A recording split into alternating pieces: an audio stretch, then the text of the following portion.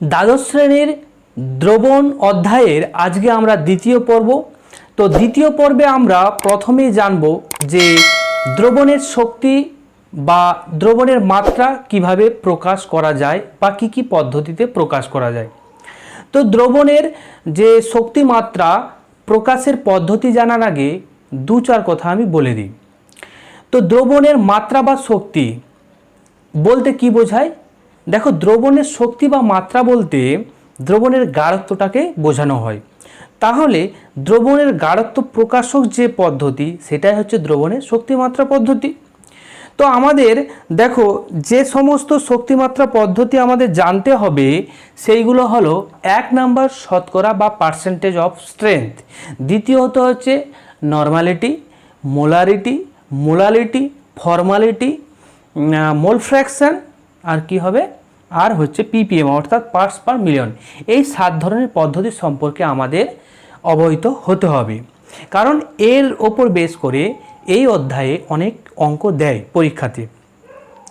তো আমরা এই সমস্ত বিষয় কিন্তু আরও এক জায়গায় পড়ে এসেছি। কোথায়? একাদশ শ্রেণীতে রসায়নবিদ্যার প্রথম চ্যাপ্টারে কিন্তু এইগুলো অল্প বিস্তর দেওয়া ছিল, কিন্তু সেইগুলো মনে আছে কি না আমি তো জানি না। তাই আমি ভাবলাম যে এই পদ্ধতি সম্পর্কে পুঙ্খানুপুঙ্খভাবে তোমাদের আলোচনা করে দেব, যাতে করে আমাদের যে পুনরায় রিকলের একটা ব্যাপার চলে আসবে, অর্থাৎ আমাদের স্মরণে চলে আসবে যে এই ব্যাপারগুলো সম্পর্কে বা পদ্ধতির সম্পর্কে। তো এই পদ্ধতিগুলোকে আবার দুটো অংশে আমরা ভাগ করব। কি ভাবে ভাগ করব সেইগুলো দেখো। আমরা উষ্ণতার ওপর নির্ভরশীলতা অনুযায়ী আমরা এই পদ্ধতিগুলোকে, যে পদ্ধতিগুলো আমরা জানলাম সেই পদ্ধতিকে দুই ভাগে ভাগ করেছি। কি এক হচ্ছে দেখো উষ্ণতার ওপর নির্ভরশীলতা। তো উষ্ণতার উপর যে সমস্ত পদ্ধতিগুলো নির্ভর করবে তাদের এক পাশে করলাম, আর এক পাশে কি উষ্ণতার উপর নির্ভর করবে না তাদের একটা পাশে আমি চিহ্নিতকরণ করে রেখেছি, যাতে পরবর্তীকালে যখন আমরা ইন্ডিভিজুয়াল আলোচনা করব তখন বুঝতে সুবিধা হয়। ঠিক আছে? তো উষ্ণতার উপর দেখো নির্ভরশীল যারা, অর্থাৎ উষ্ণতার পরিবর্তনে যে পদ্ধতিগুলোর মাত্রা বা শক্তি মাত্রা প্রকাশক যে পদ্ধতি, সেই পদ্ধতির পরিবর্তন ঘটে, সেইগুলো প্রধানত ভলিউম বা আয়তনের একটা ট্রাম যুক্ত থাকবে, অর্থাৎ আয়তন সেখানে উপস্থিত থাকবে। সেটা দ্রাবকের হতে পারে আর দ্রাব্যের হতে পারে। ফলে আয়তন থাকলে তা উষ্ণতার উপর নির্ভর করে। উষ্ণতা বৃদ্ধিতে আয়তন কি হয়? বৃদ্ধিপ্রাপ্ত হবে। ঠিক আছে? প্রপোর্শনাল সম্পর্ক। তাই উষ্ণতার সাথে নির্ভরশীল যে পদ্ধতি, তাদের যে এক্সপ্রেশন অর্থাৎ তাদের যে গাণিতিক যে প্রকাশ, সেই প্রকাশে কিন্তু অবশ্যই ভলিউমযুক্ত অর্থাৎ আয়তনযুক্ত একটা ট্রাম উপস্থিত থাকবে। আর কি, যে সমস্ত পদ্ধতি বা শক্তিমাত্রার পদ্ধতিগুলো উষ্ণতার উপর নির্ভর করে না তাদের ক্ষেত্রে ভলিউম যে ট্রাম সেটা হচ্ছে দ্রাব্য বা দ্রাবক যার হোক, ভলিউম থাকবে না। সেই ক্ষেত্রে শুধুমাত্র মাস অর্থাৎ ভরের উপর নির্ভরশীল হবে। তো আমরা জানি বস্তুর ভর কিন্তু উষ্ণতার উপর নির্ভর করে না। ঠিক আছে? তাহলে সেই ক্ষেত্রে তারা কিন্তু উষ্ণতার উপর নির্ভরশীল হবে না। তো উষ্ণতার উপর যারা নির্ভরশীল সেইগুলো কি? পার্সেন্টেজ অর্থাৎ শতকরা মাত্রা যখন ভলিউম বাই ভলিউম হবে সেটা উষ্ণতার উপর নির্ভরশীল হবে। ওয়েট বাই ভলিউম হবে, সেই ক্ষেত্রেও কিন্তু নির্ভরশীল হবে। Molarity, normality, ppm, volume by volume, ppm, weight by volume, সেই ক্ষেত্রেও কিন্তু উষ্ণতার উপর নির্ভরশীল। আর ফর্মুলাটাও হচ্ছে উষ্ণতার উপর নির্ভর করবে। অর্থাৎ এই সমস্ত শক্তিমাত্রার পদ্ধতিতে উষ্ণতা উল্লেখ করে দিতে হবে, অর্থাৎ নির্দিষ্ট একটা উষ্ণতা সেটা বলে দিতে হবে, উল্লেখ অবশ্যই দরকার। বোঝা গেল? এরপর দেখো যারা হচ্ছে উষ্ণতার উপর নির্ভর করছে না সেইগুলো হচ্ছে কি পার্সেন্টেজ অফ ওয়েট। এখানে ভলিউম টার্ম নেই। মোল ফ্র্যাকশন, এখানেও ভলিউম টার্ম থাকবে না। মোলালিটি আর ppm ওয়েট বাই ওয়েট এইগুলো হচ্ছে উষ্ণতার উপর নির্ভর করে না, কারণ এদের যখন আমরা গাণিতিক রূপ দেখব তাতে কিন্তু ভলিউমযুক্ত কোনো টার্ম থাকবে না। এই হচ্ছে আমাদের উষ্ণতার উপর নির্ভরশীলতা অনুযায়ী পদ্ধতিগুলোকে দুটো ভাগে ভাগ করলাম। এরপর আমরা আজকে যে পদ্ধতি নিয়ে আলোচনা করব তা খুবই গুরুত্বপূর্ণ, নর্মালিটি সম্পর্কে আমরা বিস্তারিত জানব। দেখো নর্মালিটি কাকে বলে আগে দেখি। 1 লিটার বা 1000 সিসি দ্রবণের মধ্যে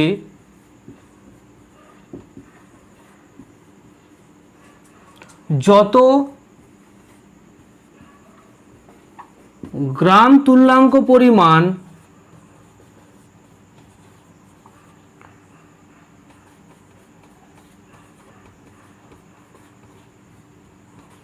দ্রাব্য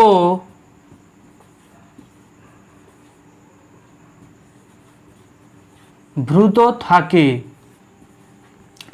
সেই গ্রাম তুল্যাঙ্ক সংখ্যাকে কিন্তু আমরা নর্মালিটি বলবো। বা 1 লিটার দ্রবণের মধ্যে যত গ্রাম তুল্যাঙ্ক পরিমাণ দ্রাব্য দ্রবীভূত হয় তাকে আমরা কি বলবো, নর্মালিটি। আর নর্মালিটিকে আমরা সাধারণত এন, ক্যাপিটাল এন অক্ষর দ্বারা প্রকাশ করি। তাহলে নর্মালিটির সমান আমরা কি বলতে পারি,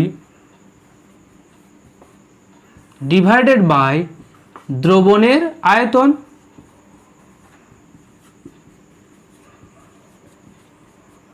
অবশ্যই লিটারে, ঠিক আছে।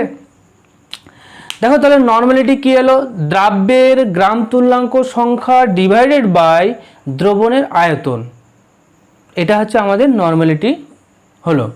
তো এখানে একটা কোশ্চেন তোমাদের মনে ঘুরপাক খাচ্ছে হয়তো, যে দ্রাব্যের গ্রাম তুল্যাঙ্ক সংখ্যাটা কি। চলো সেটা ক্লিয়ার করে নিই। দ্রাব্যের গ্রাম তুল্যাঙ্ক সংখ্যা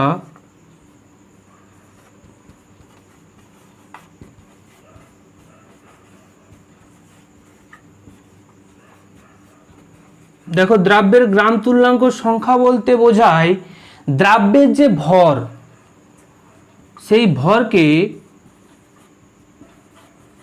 অবশ্যই সেটা গ্রামে, দ্রাব্যের ভরকে যদি আমরা দ্রাব্যের গ্রাম তুল্যাঙ্ক ভার দ্বারা ভাগ করি তাহলে আমাদের দ্রাব্যের গ্রাম তুল্যাঙ্ক সংখ্যা আসে।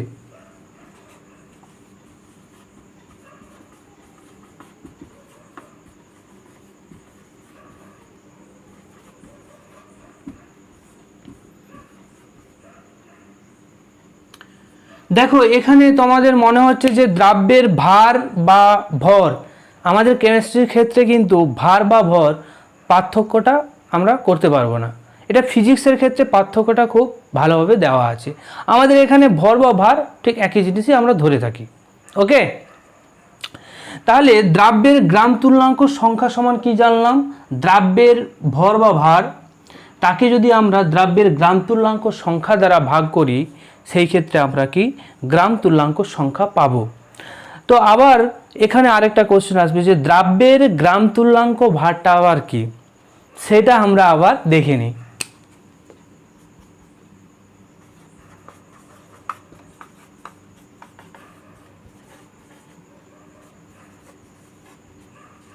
দেখো দ্রাব্যের গ্রাম তুল্যাঙ্ক ভার বলতে দেখো এখানে মোল সংখ্যাকে n ফ্যাক্টর দিয়ে ভাগ,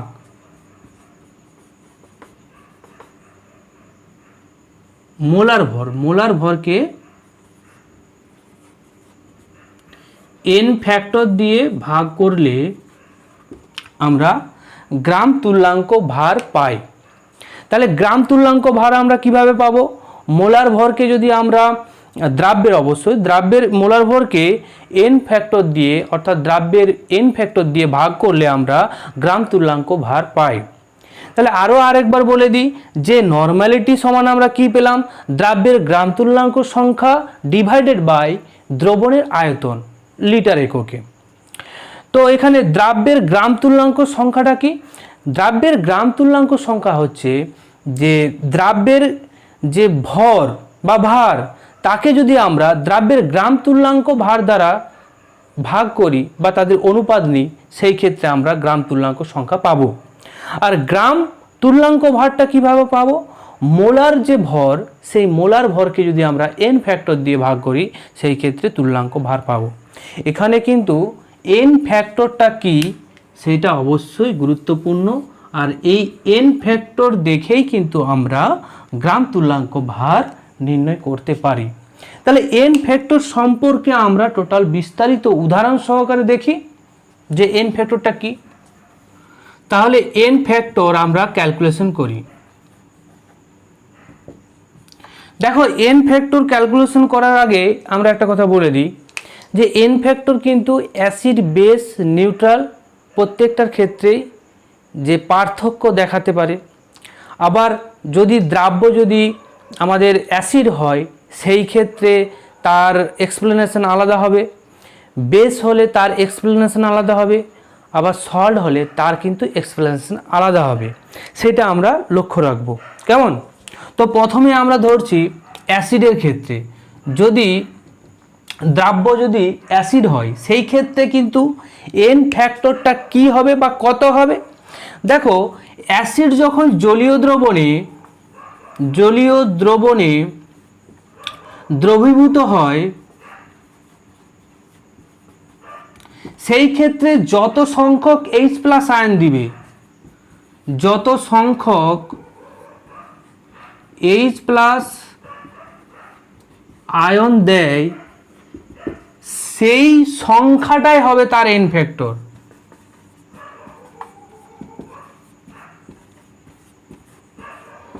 n ফ্যাক্টর একটা উদাহরণ দিয়ে আমরা দেখি। ধরো HCl এ জলীয় দ্রবণে বিয়োজিত হলো, বিয়োজিত হয়ে কি হয় জলীয় দ্রবণে অবস্থায়, যদি আমরা এটা অ্যাকোয়াসই ধরে নিই, ঠিক আছে, তাহলে জলীয় দ্রবণে বিয়োজিত হয়ে H+ আর Cl- উৎপন্ন করে। তাহলে কটা H+ দেয়? একটা H+ দেয়, একটা H+ দেয়। তাহলে এর ক্ষেত্রে nটা কত হবে? n ফ্যাক্টর 1 হবে। বোঝা যাচ্ছে তো? ঠিক একই রকমভাবে যদি আমরা H2SO4 এর ক্ষেত্রে দেখি, অর্থাৎ সালফিউরিক অ্যাসিডের ক্ষেত্রে দেখি, অ্যাকোয়াসে ভেঙে গিয়ে কি হয়? অ্যাকোয়াসে ভেঙে গিয়ে দুটো H+ দেবে আর SO4 2- দেবে। তো এখানে দুটো H+ দিচ্ছে, কটা দিচ্ছে? দুটো H+। তাহলে এখানে n ফ্যাক্টর হয়ে যাবে 2। বোঝা গেল তো? তাহলে অ্যাসিডের ক্ষেত্রে আমরা কি বললাম? n ফ্যাক্টরটা কি? জলীয় দ্রবণে দ্রবীভূত হয়ে, যেটা হচ্ছে আদ্র বিশ্লেষিত হয়ে যত সংখ্যক H+ আয়ন দেবে, সেই সংখ্যাটাই হবে তার কি? n factor. বোঝা গেল? এরপরে আমরা দেখি বেসের ক্ষেত্রে কি হবে। এর ক্ষেত্রে দেখো, বা ক্ষারের ক্ষেত্রে জলীয় দ্রবণে, অর্থাৎ এখানে ক্ষার বলতে কি, ক্ষারটা হচ্ছে দ্রাব্য জলীয় দ্রবণে দ্রবীভূত হলো, হয়ে গিয়ে যত সংখ্যক OH- মূলক বা আয়ন দেয়, সেই সংখ্যাটাই কিন্তু তার n ফ্যাক্টর হবে। উদাহরণ দেখো, NaOH এর জলীয় দ্রবণে বিয়োজিত হচ্ছে, হয়ে কি উৎপন্ন করবে? Na+ আর OH-। তো এখানে OH- মূলক কটা দিচ্ছে? একটা দিচ্ছে, তাহলে এর n ফ্যাক্টর হবে 1। ঠিক একই রকমভাবে যদি আমরা ক্যালসিয়াম হাইড্রোক্সাইডের কথা ভাবি, তাহলে কি হবে? ক্যালসিয়াম 2+ আর OH- মূলক দুটো উৎপন্ন হয়। তো দুটো OH- মূলক উৎপন্ন হয়, যার জন্য এর n হবে 2। তাহলে বেসের ক্ষেত্রে আমরা n ফ্যাক্টর ক্যালকুলেশন করতে পারলাম। এবারে আমরা দেখি সল্টের ক্ষেত্রে কি হয়, অর্থাৎ লবণের ক্ষেত্রে কি হয়। দ্রাব্য আমাদের সল্ট বা লবণ হয়, সেই ক্ষেত্রে n ফ্যাক্টরের যে ব্যাখ্যা, সেটা কিভাবে হবে? যদি লবণ হয়, তা জলীয় দ্রবণে বিয়োজিত হয়ে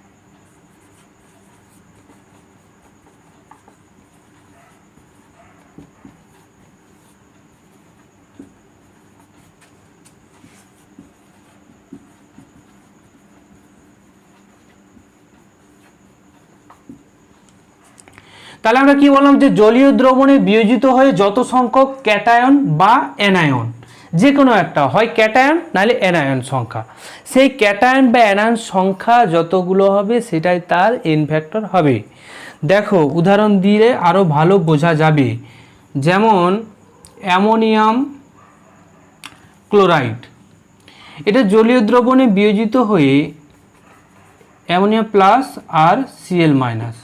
তাহলে এখানে ক্যাটায়নের সংখ্যা কটা হচ্ছে? ক্যাটায়নের সংখ্যা আমরা যদি ধরি 1 হবে, অ্যানায়নের সংখ্যা কত হবে? 1। তাহলে আমরা যদি ক্যাটায়ন বা অ্যানায়ন যে কোনো একটাকে ধরি তার সংখ্যা, সেই ক্ষেত্রে কিন্তু কী হবে? দুটোর ক্ষেত্রে 1 হবে। তাহলে এদের এন ফ্যাক্টর হয়ে যাবে 1। একই রকমভাবে আমরা অ্যালুমিনিয়াম ক্লোরাইডের ক্ষেত্রে দেখি, এর ক্ষেত্রে কি হয়?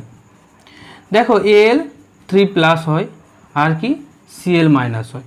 তাদের এদের ব্যালেন্স করলে কি বোঝা যাচ্ছে? এদের ব্যালেন্স যদি করি তাহলে এখানে 3 হবে, তাই তো? ক্লোরিন 3টে। তাহলে এই ক্ষেত্রে দেখো পজিটিভ আধান, যেটা পজিটিভ আধানের সংখ্যা 3, এখানে নেগেটিভ আধানের সংখ্যা হচ্ছে 3। তাহলে আমরা যে কোনো একটা নেব, হয় ক্যাটায়ন নেব নাহলে অ্যানায়ন নেব, তাদের সংখ্যাটা নিলাম, কিন্তু চিহ্ন নেব না। এখানে যে সাইনগুলো আছে সাইন নেব না, এদের জাস্ট সংখ্যা, ক্যাটায়নের সংখ্যা, এখানে ক্যাটায়নের সংখ্যা 3, অ্যানায়নের সংখ্যা 3। তাহলে যে কোনো যদি একটাকে নিই, আমরা যদি ক্যাটায়নকেই নিই তাহলে সেটা 3 হবে এন ফ্যাক্টর, এন ফ্যাক্টর 3 হবে। আবার যদি অ্যানায়নকে ধরি সেই ক্ষেত্রে এন ফ্যাক্টর 3 হবে। তাহলে এদের এন ফ্যাক্টর ক্যালকুলেশনটা আমরা বোঝা গেল। অ্যাসিড বেস সল্টের ক্ষেত্রে, অর্থাৎ অ্যাসিড বেস সল্ট যদি দ্রাব্য হয় তাদের ক্ষেত্রে এন ফ্যাক্টর ক্যালকুলেশন আমরা দেখলাম। এটা কিন্তু তোমাদের বইয়ে পাবে না, আমি মনে করলাম যে এটা জানানোর দরকার আছে, কারণ এটা তোমরা অনেক আগেই পড়ে এসছো একাদশ শ্রেণীতে। বোঝা গেল? এন ফ্যাক্টর ক্যালকুলেশন হলো। এবারে যদি জারক বা বিজারক হয়ে যায়, যে দ্রাব্যটা আমরা ব্যবহার করছি তা যদি জারক বা বিজারক হয়, তার ক্ষেত্রে এন ফ্যাক্টর কী ধরনের পরিবর্তন ঘটে সেটা আমরা দেখি।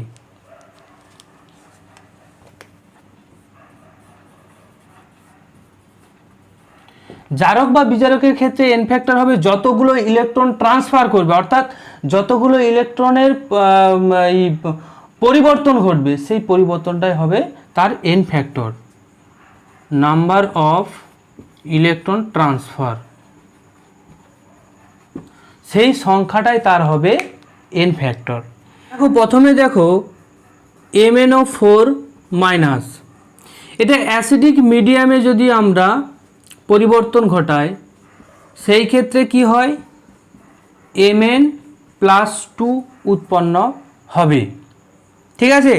তাহলে MnO4-, এখানে কিন্তু Mn এর জারণ সংখ্যা হচ্ছে 7 +7, আর এইখানে কিন্তু 2। ঠিক আছে? অ্যাসিডিক মিডিয়ামে করেছি, সেই ক্ষেত্রে কি হবে? এইখানে হবে ব্যালেন্স যদি আমরা করতে চাই, অক্সিজেনকে আমরা ব্যালেন্স করলাম, তাহলে এখানে কি হবে? হাইড্রোজেন আবার ব্যালেন্স করতে গেলে আমাদের এখানে 8 বসাতে হবে। তাহলে এখানে নেগেটিভ চার্জ কত আছে? এখানে নেগেটিভ চার্জ আছে কত? 1।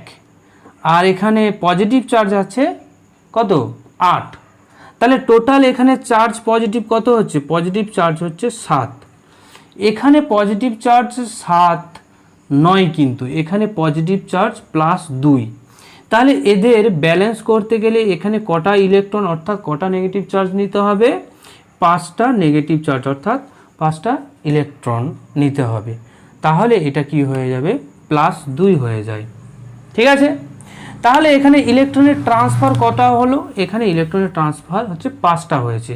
তাহলে এর ক্ষেত্রে এন ফ্যাক্টর হয়ে যাবে 5। বোঝা গেল?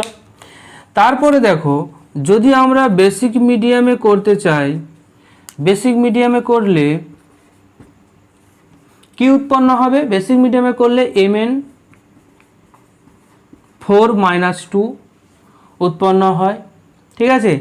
এই ক্ষেত্রে দেখো পজিটিভ 7 অক্সিডেশন স্টেট, এর ক্ষেত্রে কি হবে? Positive 6 oxidation state. তাহলে দেখো ইলেকট্রনের যে পার্থক্য আছে সেই পার্থক্যটা কত? একটা পার্থক্য আছে, ফলে এদের ইলেকট্রন ট্রান্সফার কিন্তু একটা হবে। সেই ক্ষেত্রে n সমান হয়ে যাবে 1। বোঝা যাচ্ছে তো?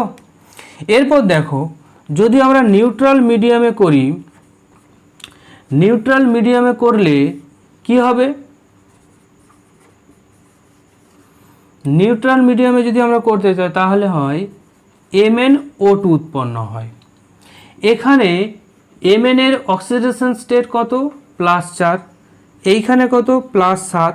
তাহলে ইলেকট্রনের ট্রান্সফার কত হবে? ইলেকট্রনের ট্রান্সফার এখানে হয়ে যাবে 3। ইলেকট্রনের ট্রান্সফার 3, তাহলে n ফ্যাক্টর হয়ে যাবে 3। বোঝা গেল?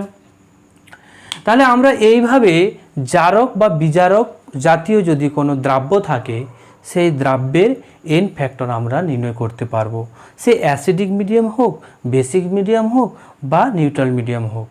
কিন্তু তাদের যে সংখ্যা, n ফ্যাক্টরের সংখ্যা, তা কিন্তু পরিবর্তন ঘটবে মাধ্যম পরিবর্তনের সাথে সাথে। বোঝা গেল? আবার আমরা নর্মালিটিতে ফিরে যাই। নর্মালিটি সমান আমরা কি জেনেছিলাম? যে দ্রব্যের গ্রাম তুল্যাঙ্ক সংখ্যা ডিভাইডেড বাই দ্রবণের আয়তন। ঠিক আছে? তো এখানে যদি আমরা একটা গাণিতিক যে রূপ, সেই রূপ আমরা পাওয়ার চেষ্টা করছি। তো প্রথমে আমরা ধরে নিই যে দ্রব্যের ভর সমান হচ্ছে W গ্রাম, আর দ্রব্যের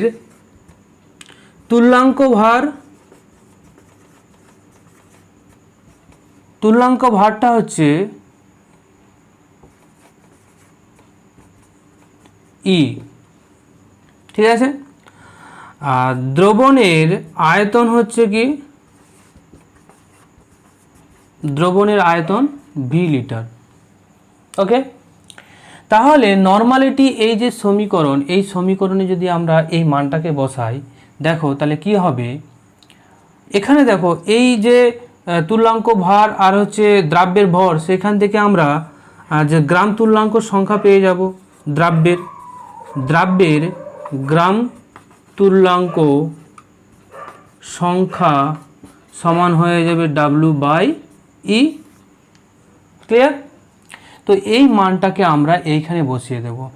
বসিয়ে দিলে কি হবে? W/E ডিভাইডেড বাই কি? দ্রবণের আয়তন কত ধরেছিলাম? V ধরেছিলাম, তাহলে V বসিয়ে দিলাম। তাহলে আমরা সিম্পলিফিকেশন করলে কি হয়? E × V। এখানে n অক্ষর দ্বারা নর্মালিটিকে চিহ্নিতকরণ করা হয়। এটা নর্মালিটির যে একক, n অক্ষর দ্বারা আমরা প্রকাশ করি। তাহলে এটা হচ্ছে কি? নর্মালিটির গাণিতিক রূপ। বোঝা গেল? তাহলে নর্মালিটির গাণিতিক রূপে আমরা কি পেলাম? যে নর্মালিটি সমান হচ্ছে দ্রব্যের ভর ডিভাইডেড বাই গ্রাম তুল্যাঙ্ক ভার ইন্টু দ্রবণের আয়তন। উদাহরণ দিলে অবশ্যই একটা বুঝতে পারবে। দেখো আমরা উদাহরণ দিচ্ছি যে HCl এর ক্ষেত্রে যদি আমরা উদাহরণ হিসেবে HCl ধরে নিই, তার কি হবে? তার গ্রাম তুল্যাঙ্ক যে ভার, গ্রাম তুল্যাঙ্ক ভারটা কত? 36.5 গ্রাম। ঠিক আছে? যদি 36.5 গ্রাম যে HCl 1 লিটারে যদি অবস্থান করে, এটা কত লিটারে থাকবে?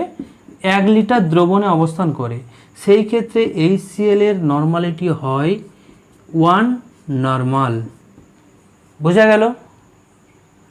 এবারে দেখো নর্মালিটির একক কিন্তু আমরা এইখান থেকে পেয়ে যাব। তো নর্মালিটির ইউনিট কি হবে বা একক কি হবে? দেখো নর্মালিটির একক হয় গ্রাম ইকুইভ্যালেন্ট পার লিটার। বোঝা গেল?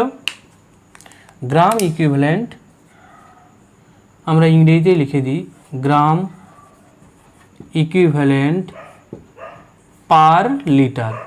এটাকে সিম্পলিফিকেশন করে যদি আমরা লিখতে চাই, এইভাবে লেখা যায় গ্রাম ইকুইভ্যালেন্ট লিটার ইনভার্স।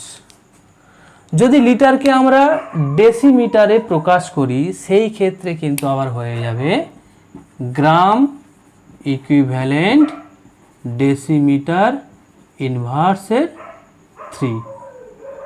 বোঝা গেল? আর এই 1 লিটার সমান ডেসিমিটারের কিউব, হয়তো সেইখান থেকে আমরা এটা ডেসিমিটারের কিউব, তাহলে এটা পার ছিল, তাহলে এটা উপরে গেলে কি হবে? মাইনাস হয়ে যাবে সূচকের নিয়মে, তাই না? তাহলে হচ্ছে আমরা নর্মালিটির একক পেয়ে গেলাম। ক্লিয়ার? এবারে নর্মাল দ্রবণ বলতে আমরা কি বলবো? তো নর্মাল দ্রবণ বলার আগে আমি এখানে একটা কথা বলে দিই যে উষ্ণতার উপর নর্মালিটি নির্ভর করবে কি? দেখো তোমরা নিজেরাই দেখতে পাচ্ছ যে নর্মালিটি সমান আমরা কি জানছি? দ্রাব্যের গ্রাম তুল্যাঙ্ক সংখ্যা বাই দ্রবণের আয়তন। তাহলে এখানে যেহেতু এই যে দ্রবণের যে আয়তন দেওয়া আছে, আয়তনটা কি উষ্ণতার উপর, আয়তন উষ্ণতার উপর নির্ভরশীল। ফলে উষ্ণতার পরিবর্তনে আয়তনের পরিবর্তন ঘটে। উষ্ণতা বাড়ালে আয়তন বাড়বে, উষ্ণতা কমালে আয়তন কমবে। ফলে উষ্ণতার উপর একটা ডিপেন্ডেন্স রয়ে আছে। তাহলে এখানে যদি আয়তনের যুক্ত একটা টার্ম আমরা পেয়েছি যা নর্মালিটির সঙ্গে সম্পর্কযুক্ত, ফলে উষ্ণতার পরিবর্তন ঘটলে আয়তনের পরিবর্তন ঘটবে, আর আয়তনের পরিবর্তন ঘটলে নর্মালিটির পরিবর্তন অবশ্যই ঘটবে।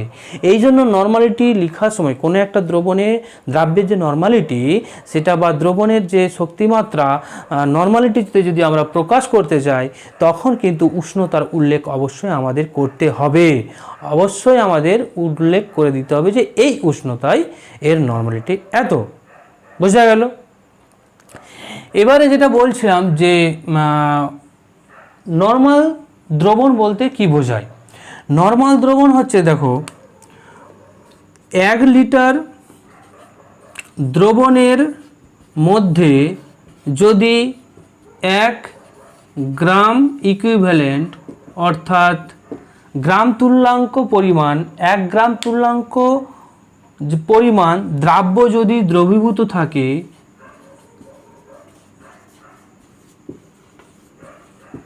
তাকে নর্মাল দ্রবণ বলে।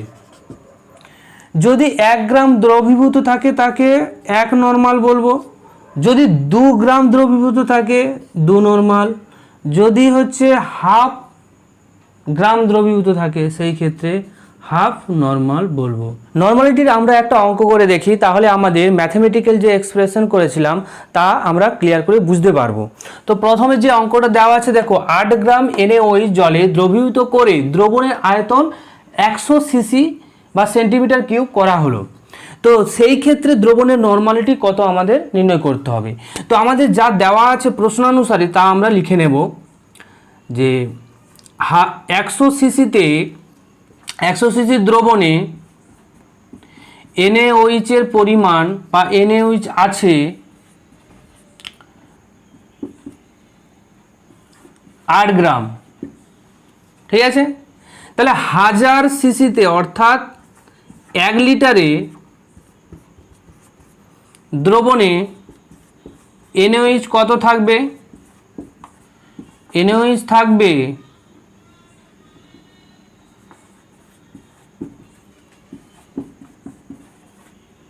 শতকরা যেরকম হিসাব আমরা করি সেইভাবে হবে, 0 0 কেটে গেল, তাহলে কত থাকবে? 80 গ্রাম।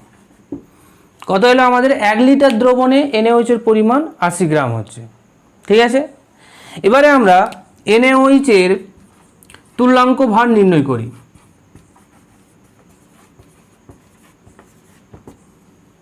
তুল্যাঙ্ক ভার সমান আমরা কি জানি? Molecular weight by N factor.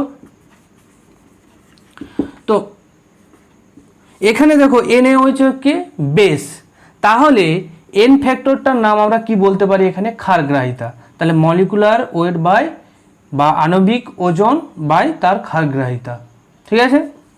তো এখানে NaOH এর N ফ্যাক্টর হচ্ছে 1, কারণ এখানে একটা হচ্ছে OH মাইনাস মূলক জলীয় অবস্থায় দিতে পারে, তাই তার N ফ্যাক্টর হচ্ছে 1। আণবিক ভর বা মলিকুলার ওয়েট NaOH এর কত হবে? দেখো, সোডিয়ামের 23, অক্সিজেনের 16, হাইড্রোজেনের 1, টোটাল কত হচ্ছে? 40 গ্রাম। তাহলে আমরা N আর হচ্ছে মলিকুলার ওয়েটের মান যদি আমরা এই ইকুয়েশনে বসাই, তাহলে আমরা তুল্যাঙ্ক ভার পেয়ে যাব। তাহলে তুল্যাঙ্ক ভার কত আসছে? তুল্যাঙ্ক ভার আসছে 40 গ্রাম। বোঝা গেল? এবারে দেখো 1000 সিসি বা যেটাকে আমরা 1 লিটার বলি, সেই 1 লিটার দ্রবণে 40 গ্রাম NaOH থাকলে তার নর্মালিটি কত হয়? 1 নর্মাল। থাকলে নর্মালিটি কত হবে? 1 নর্মাল। ঠিক একই রকমভাবে তাহলে 1000 সিসি বা 1 লিটারে দ্রবণে 80 গ্রাম যদি NaOH থাকে, সেই ক্ষেত্রে কি হয়? নর্মালিটি দ্বিগুণ হবে, কারণ 40-এ যদি 1 নর্মাল হয় তাহলে 80-তে কত হবে? দ্বিগুণ, মানে 2 নর্মাল। ঠিক আছে, তাহলে এখানে নর্মালিটি কত আসছে?